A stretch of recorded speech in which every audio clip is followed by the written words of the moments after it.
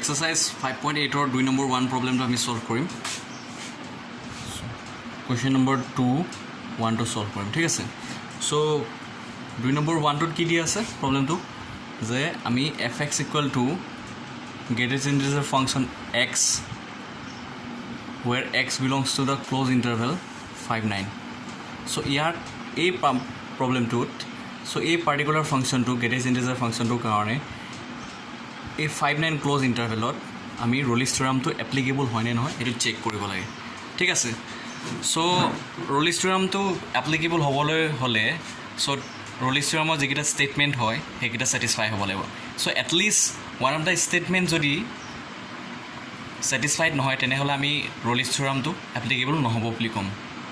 যদি গুটেকিটা ষ্টেটমেন্টে স্যাটিসফাইড হয় তেতিয়াহলে আমি কম যে ৰলিছ থিওৰামটো স্যাটিসফাই হয় যেটো গিভেন ফাংশন দিয়া থাকিব তাৰ কাৰণে হেতু স্যাটিসফাই হয় আৰু তাৰ পিছত আমি কম যে Rolle's theorem is verified so Rolle's থিওৰামৰ ষ্টেটমেন্ট কিটা সোৱা ৰলিছ থিওৰামৰ ষ্টেটমেন্ট কিটা কি কৈছে so number 1 statement continuity statement so এটো কি কৈছে যে ফাংশনটো কন্টিনিউয়াস হ'ব লাগিব in the close interval ab ঠিক আছে so continuity in the close interval ab so ইয়াৰ কাৰণে আৰু এটা কনসেপচন আমি ভালকে জানি ল'ব লাগিব যে এই ক্লোজ ইন্টাৰভেল ab মাজত যিমানবিলাক পইণ্টছ আছে তাৰ এটলিষ্ট 1 পইণ্টটো যদি ফাংচনটো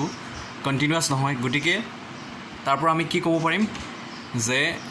ফাংচনটো এই গোটেই ক্লোজ ইন্টাৰভেলটোতে ডিসকন্টিনিউয়াস হ'ব ঠিক আছে যদি ইয়াৰ এই ক্লোজ ইন্টাৰভেলটোৰ মাজত আকৌ যদি যিকোনো এটা পইণ্টত ফাংচনটো কন্টিনিউয়াস হয় তেনেহলে কি কম তাৰপৰ কি কনক্লুজন দিব পাৰিম যে ফাংচনটো কন্টিনিউয়াস হয় গোটেই হোল ইন্টাৰভেলটোত ঠিক আছে Next hol differentiability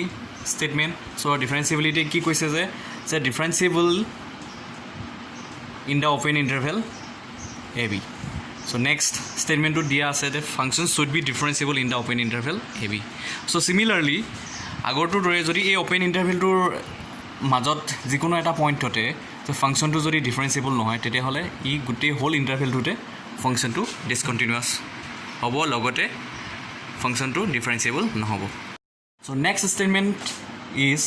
so statement number 3 is f of a equal to f of b that means n point kitat jito interval dia ase ab he interval tour n point kitat function tour value kita equal hobo labo that means f of a equal to f of b hobo labo jodi ei tinita statement roliss theorem satisfy hoy jay tero finally ami conclusion to step ki koa ase so jito conclusion dibo paru ami that there exists at least one point c belongs to the open interval ami enokota at least one point pabo paro in the open interval ab such that f dash c equal to 0 gotike roliss theorem to applicable hoboloi hole in case of a particular function amar a gote statement satisfy hobo laibo tetiahe ami roliss theorem to apply koribo paro for a particular given function jodi yare eta statement to satisfy hoy tetia hole ami kom je for the given function the Roliss theorem is not satisfied gotike ami so eta ke check korim jodi yar at least one statement is not satisfied ami kom je the function is not applicable for Roliss theorem verification thik ase eta solution to ami korim so 2 number 1 solution so given function is f of x equal to greatest integer function x where x belongs to the closed interval 5 9 so ami ei closed interval or pora jikono eta point pick korilo aru ke point to ami check korim je the function to continuous hoy na so let x equal to 6 which is belongs to the closed interval 5 9 so now we check the continuity of the function f of x equal to greatest integer x at the point x equal to 6 so for that we have to check whether left hand limit equal to right hand limit or equal to value of the function at the point x equal to 6 so now we find left hand limit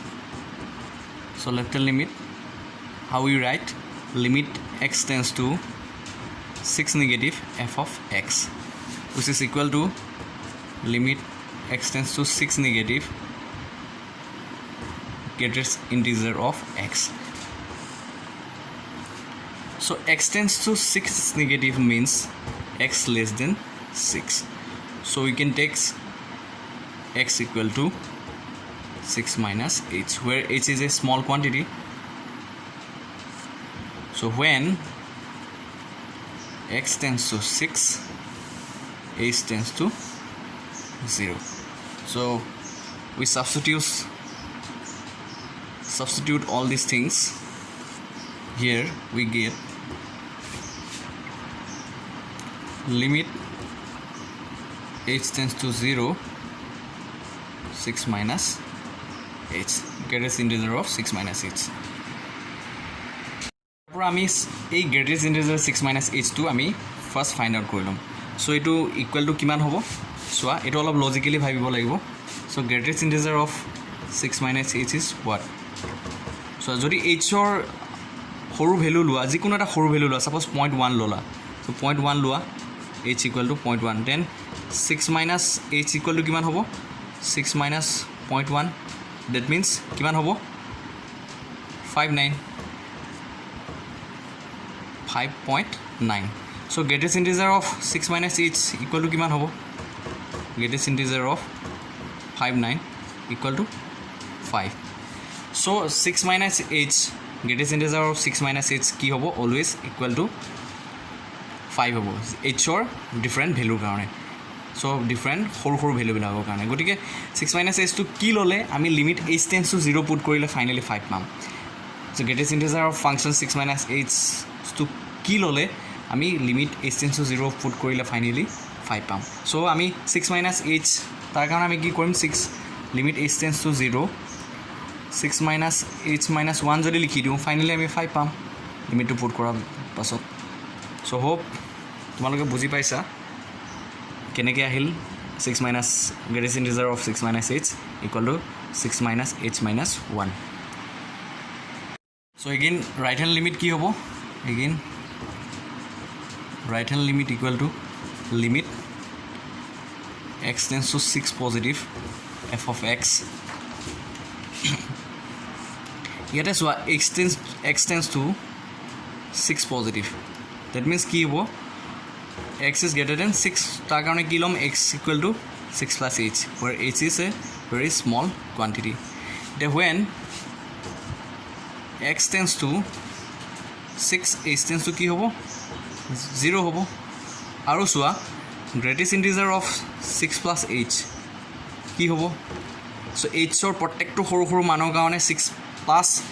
h কি হ'বগৈ finally আমি 6 পাম। চোৱা কেনেকৈ, যদি suppose h equal to 0.1 লৈছোঁ, তেতিয়া 6 plus 0.1 কিমান হ'ব 6.1, চ' ফাইনেলি 6 পাম। That means in between 6 and 7 যিমানবিলাক ভেলু থাকে hৰ প্ৰত্যেকটো ভেলু চুজ কৰা,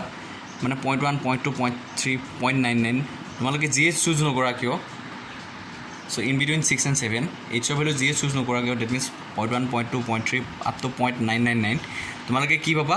finally greatest integer function of 6 plus h equal to তোমালোকে 6 পাবা। চ' এতিয়া আমি ইয়াৰ পৰা এইটো কনচেপ্টটো লৈ পেলাই আৰু এইখিনি ছাবষ্টিটিউশ্যন কৰি পেলাই ফাইনেলি ৰাইট হেণ্ড লিমিটটো উলিয়াব লাগিব। চ' ৰাইট হেণ্ড লিমিটটো চোৱা, লিমিট h tends to 0, ইয়াত হ'ব 6 plus h। চোৱা এতিয়া মই বাৰে বাৰে কৈছোঁ, আগৰ প্ৰিভিয়াছ যিটো লেফ্ট হেণ্ড লিমিট উলিয়াইছিলোঁ সেই তাতো কৈছিলোঁ যে আমি লিমিটটো পুট কৰিলে ফাইনেলি এই গ্ৰেটেষ্ট ইণ্টিজাৰ ফাংচনটোৰ ভেলু কি ল'লে ফাইনেলি আমি 6 পাম। গতিকে 6 plus h ল'লে পাম আমি। চ' limit h tends to 0, 6 plus h যদি লওঁ ফাইনেলি আমি 6 পাম। ঠিক আছে, গতিকে ৰাইট হেণ্ড লিমিটটো ইকুৱেল টু কিমান হ'ব 6 হ'ব। চ' ইয়াৰ পৰা আমি কি দেখিলোঁ, left hand limit not equal to right hand limit. So' লিমিটেই যিহেতু এক্সিষ্ট নহয়, গতিকে আমি ক'ব পাৰিম যে the function is not continuous, therefore the function is not continuous at x equal to 6. যিহেতু the function is not continuous at x equal to 6, গতিকে গোটেই এণ্টায়াৰ যিটো ইণ্টাৰভেল হয় ক্ল'জ ইণ্টাৰভেল তাত ফাংচনটো কণ্টিনিউৱাছ নহ'ব। গতিকে Rolle's theorem is not applicable for this particular function f x equal to greatest integer of. So' এই ফাংচনটোৰ কাৰণে যিহেতু ফাংচনটো কণ্টিনিউৱাছে নহয় গতিকে ৰ'লিছ থিয়ৰমটো নট এপ্লিকেবল